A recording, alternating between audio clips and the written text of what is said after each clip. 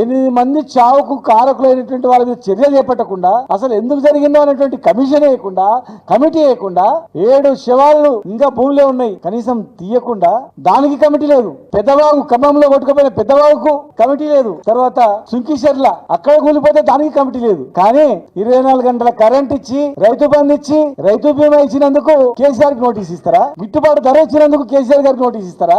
రైతుల కష్టాలు చూసి ఏ పంట నష్టం వస్తే ఆ పంటకు సహాయం చేసినందుకు నోటీస్ ఇస్తారా? దేశంలోని అత్యధిక వరి పంట పంజాబ్, హర్యానా తర్వాత కేరళ తర్వాత ఎక్కడో ఉంటుండే మనది, అది నెంబర్ 1 స్థానం తెచ్చినందుకు నోటీస్ ఇస్తారా? ఎందుకు నోటీస్ ఇస్తారు? నోటీసులు మీకు ఇవ్వాలి, ప్రజలు మీకు ఇస్తున్నారు నోటీసులు. మీరు ఇచ్చిన ఏ ఒక్క హామీ కూడా నెరవేరలేదు. రైతులకు ఇచ్చినటువంటిది మొత్తం పోయింది. వర్షాలకు తడిసిపోతున్నాయి, సంచులు లేవు, కొనుగోలు కేంద్రాలు మాయమైపోయినాయి, గిట్టుబాటు ధర లేదు, రైతులు ఆత్మహత్యలు పెరిగిపోతున్నాయి, ఒక భరోసా లేదు. పెళ్లికో కష్టాలు వచ్చినప్పుడు అమ్ముకుందామని కొనే నాతుడు లేడు, తాగే నీళ్ళకు కూడా కటకటాలు ఉన్నాయి. అన్ని సమస్యలు తెలంగాణ మొత్తం ముళ్ళకమ్మ చేసేసారు.